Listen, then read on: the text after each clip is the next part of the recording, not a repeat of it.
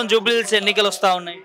జూబ్లీహిల్స్ ఎన్నిక తెలంగాణ రాష్ట్రంలో మరో రాష్ట్ర ఎన్నికల ఎమ్మెల్యే ఎన్నికలను తలపించే విధంగా సాధారణ ఎన్నికలను తలపించే విధంగా ఉంది. అంత ఆటగా కనిపిస్తుంది.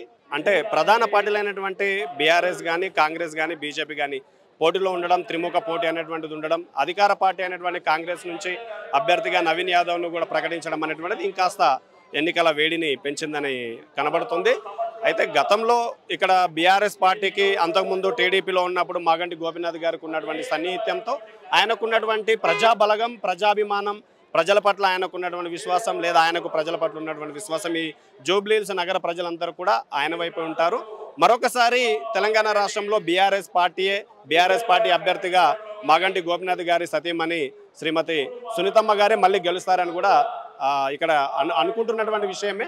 అంటే సామాన్యంగా జనాలలో కూడా అంతా కూడా వినిపిస్తున్నటువంటిదే. కానీ పోటీ మాత్రం త్రిముఖంగా ఉండబోతుంది. లీడింగ్లో ఉంది కాంగ్రెస్ ప్రభుత్వం కదా, సో ఇక్కడ కూడా కాంగ్రెస్ ప్రభుత్వం గెలుస్తుందంటూ కూడా వాళ్ళు ధీమా వ్యక్తం చేస్తారు. అయితే గతంలో జరిగినటువంటి ఎమ్మెల్సీ ఎన్నికలలో కూడా చూసాం. అప్పుడు కూడా కాంగ్రెస్ పార్టీ అధికారంలో ఉంది.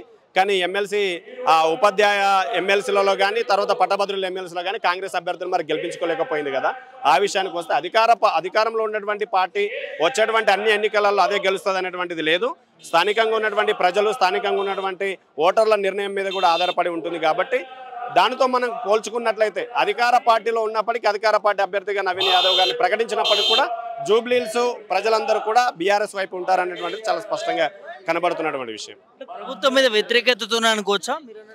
ఇది ఖచ్చితంగా ప్రభుత్వం మీద వ్యతిరేకతతో కూడా అనుకోవచ్చు. అలాగే మాగంటి గోపీనాథ్ గారికి ఆ కుటుంబానికి ఇక్కడ ప్రజలు చూపించే అభిమానం కావచ్చు, అది కూడా ఒక రకంగా అవకాశంగా మారుతుంది. అయితే స్థానిక నాయకులు కానీ, బీఆర్ఎస్ పార్టీ నాయకులు కానీ, ఇక్కడ ఉన్నటువంటి జూబ్లీహిల్స్ పరిధిలో ఉన్నటువంటి వాళ్ళందరూ కూడా ప్రజలలోకి బలంగా తీసుకెళ్తున్నటువంటి విషయం ఏంటంటే కాంగ్రెస్ పార్టీ యొక్క మోసపూరితమైనటువంటి హామీలు 6 గ్యారెంటీలను ఇచ్చి అధికారంలోకి వచ్చినటువంటిది నెరవేర్చాలనేటువంటి దాన్ని కూడా ప్రజలలోకి తీసుకెళ్తున్నారు. కాబట్టి అది కూడా ఒక భాగం అవుతుంది. అంటే కాంగ్రెస్ పార్టీ మోసపూరిత హామీలు అనేవి కూడా జూబ్లీహిల్స్ ఎన్నికకు ఒక బలంగా చేరుతుంది. బాకీ కార్డులు అనే పేరుతో కూడా ప్రజలలోకి తీసుకెళ్లి అవగాహన కల్పిస్తున్నారు బీఆర్ఎస్ పార్టీ నాయకులంతా కూడా. అంటే గల్లీ లీడర్ల నుంచి పై స్థాయిలో ఉన్నటువంటి కేటీఆర్ లాంటి వారి వరకు కూడా, మాజీ మంత్రుల వారికి కూడా అందరూ ఒక ఏకతాటిపైకి వచ్చి కాంగ్రెస్ యొక్క మోసపూరితమైనటువంటి హామీలను బాకీ కార్డుల పేరుతో ప్రతి ఓటర్ దగ్గరికి తీసుకెళ్తున్నారు. కాబట్టి అదొక బలమైనటువంటి అవకాశం అయితే కనబడుతుంది. ఎట్లా ఉండబోతుంది, ఎట్లా జరగబోతున్నాయి అనుకోవచ్చు? జూబ్లీహిల్స్ బై ఎలక్షన్స్ వస్తూ ఉన్నాయి,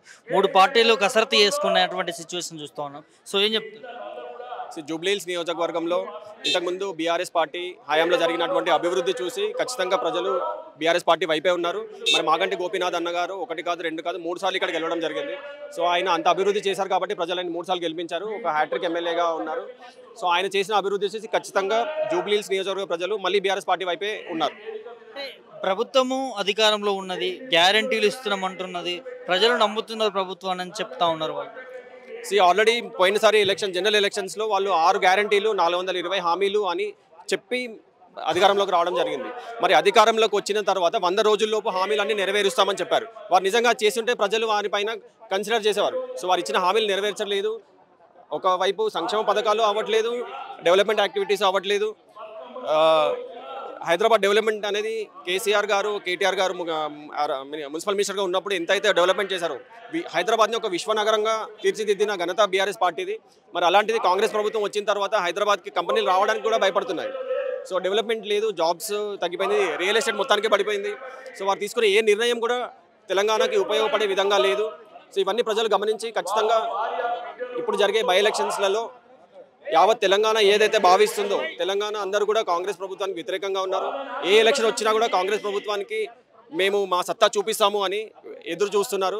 మరి ఇప్పుడు జూబ్లీహిల్స్ నియోజకవర్గ ప్రజలకి వేరే నియోజకవర్గంలో ఉన్న ప్రజలు కూడా ఫోన్ చేసి, లేదు మీరు కాంగ్రెస్ పార్టీని కాదు, మళ్ళీ బీఆర్ఎస్ని గెలిపించండి, మళ్ళీ కేసీఆర్ గారి ముఖ్యమంత్రి అవ్వాలి, ఆ దిశగానే మనం అడుగులు వేయాలి, నెక్స్ట్ జరిగే ఎలక్షన్స్కి ఇదే ఒక రెఫరెండం లాగా ఉండాలి అని ప్రజలు తీర్పు ఇవ్వడానికి సిద్ధంగా ఉన్నారు. మీరు ఒక యువకులుగా చెప్పండి, ముఖ్యమంత్రి మాట్లాడుతూ ఫోర్త్ సిటీ ఫ్యూచర్ సిటీ తీసుకొస్తాను, న్యూయార్క్, లండన్, అమెరికా లాంటి దేశాలనే తలదన్నేలా హైదరాబాద్ని, తెలంగాణ రాష్ట్రాన్ని తీర్చిదిద్దుతా, నాకు 10 సంవత్సరాలు అవకాశం ఇవ్వండి అని చెప్పి ముఖ్యమంత్రి మాట్లాడుతాను.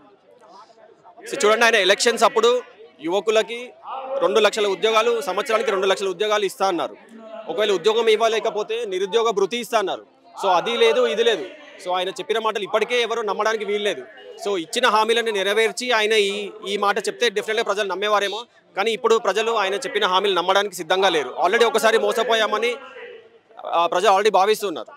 సో ఆల్రెడీ ఉన్న సిటీలోనే వరదలు వచ్చేసి కొట్టుకుపోతున్నాయి. డ్రైనేజ్ సరిగా మెయింటెనెన్స్ లేదు. ఉన్న సిటీని మెయింటైన్ చేయకుండా కొత్త సిటీ కడతా అన్నారు. కొత్త సిటీ కట్టడం మంచిదే, తప్పనట్లేదు. కాకపోతే ఉన్నదాన్ని డెవలప్ చేసుకుంటే కొత్తదాన్ని డెవలప్ చేయాలి. ఉన్న సిటీలోనే ప్రజలు ఇప్పుడు మెట్రో చేతులు అంటే ఎల్ఎన్టీ వారు ఆల్రెడీ మంచిగా నడిపిస్తున్న మెట్రోని వాళ్ళు నడిపించలేము అని వెళ్ళిపోతున్నారు. అంటే హైదరాబాద్లో డెవలప్మెంట్ అనేది ఆగిపోయింది అనడానికి అదొక ప్రత్యేక నిదర్శనం. ఎల్ఎన్టీ ప్రతి స్టేట్లో కూడా ఎల్ఎన్టీ అనేది చాలా తక్కువ టైంలో ప్రజలకు చేరువైన రవాణా వ్యవస్థ మెట్రో అలాంటి ఒక ఇంటర్నేషనల్ లెవెల్లో మెయింటైన్ చేసిన కంపెనీ ఎల్ఎన్టీ వారే ఈరోజు చేతులు ఎత్తేసే స్టేజ్కి వచ్చింది అంటే దానికి డెఫినెట్లీ కారణం గవర్నమెంట్ డెవలప్మెంట్ చేయకపోవడం అనేది ప్రజలందరూ భావిస్తున్నారు. మీ అభిప్రాయం ఏంటి? కేసీఆర్కి రేవంత్ రెడ్డికి ఉన్న మధ్య పోలిక ఏమనుకుంటున్నారు? వాళ్ళ పాలన గురించి ఏం చెప్తారు? కేసీఆర్ గారికి రేవంత్ రెడ్డి గారికి అసలు మనం కంపేర్ చేయలేము. కేసీఆర్ గారు ఒక ఉద్యమ నాయకుడు. ఆయన తెలంగాణ రాష్ట్రాన్ని సాధించడానికి ఆయన జీవితాన్ని ఆయన ప్రాణాన్ని ప్రాణంగా పెట్టి తెలంగాణ రాష్ట్రాన్ని తెచ్చిన నాయకుడు. సో మరి కేసీఆర్ గారికి రేవంత్ రెడ్డి గారికి ఎక్కడ కూడా పోలిక లేదు. సో ఆయన ఆలోచనలను కూడా ఈయన అందుకోలేరు. సో ఇప్పటికీ కూడా తెలంగాణ ప్రజలు అందరూ కూడా మళ్ళీ కేసీఆర్ గారే రావాలి. ఎక్కడికి వెళ్ళినా కూడా మీరు ఎవరికి వెళ్ళినా కూడా, ఎందుకంటే సిటీలోనే కాదు విలేజెస్లో కూడా రైతుల విషయంలో కూడా చాలా వారికి ఇచ్చిన హామీలు ఏవి కూడా ఇంప్లిమెంట్ చేయడంలో కాంగ్రెస్ ప్రభుత్వం విఫలమైంది. మరి ప్రజలందరూ కూడా మళ్ళీ కేసీఆర్ గారే రావాలి, మళ్ళీ కేసీఆర్ గారు వస్తేనే అభివృద్ధి అనేది జరుగుతుంది, తెలంగాణ అనేది ముందుకెళ్తుందని అందరూ ఆల్రెడీ ఒక డెసిషన్ తీసుకున్నారు. జూబ్లీహిల్స్ వరకు వచ్చేసరికి నవీన్ యాదవ్కి టికెట్ ఇవ్వడంతో ఇక్కడ కొంత కాంగ్రెస్ పార్టీలో కావచ్చు అందులో కొద్దిగా వర్గపోరు నడుస్తున్న సిచ్యువేషన్ చూస్తూ ఉన్నాము. సో ఇంకోవైపు బీఆర్ఎస్ ప్రతిపక్షంలో ఉన్నది, బీజేపీ ఇంతవరకు టికెట్ ఎవరు అనేది కన్ఫర్మ్ చేసుకోలేదు.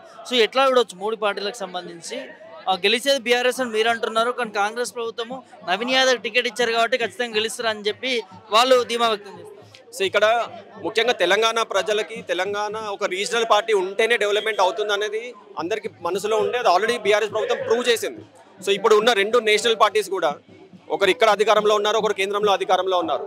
రెండు పార్టీలు అధికారంలో ఉండి కూడా ముఖ్యంగా బీసీ రిజర్వేషన్ 42% ఇస్తా అని చెప్పి ప్రజలకి ఎలక్షన్ టైంలో హామీ ఇవ్వడం జరిగింది. మరి ఈ రెండు పార్టీలు కేంద్రంలో ఒకరు అధికారంలో ఉన్నారు, రాష్ట్రంలో ఒకరు అధికారంలో ఉన్నారు.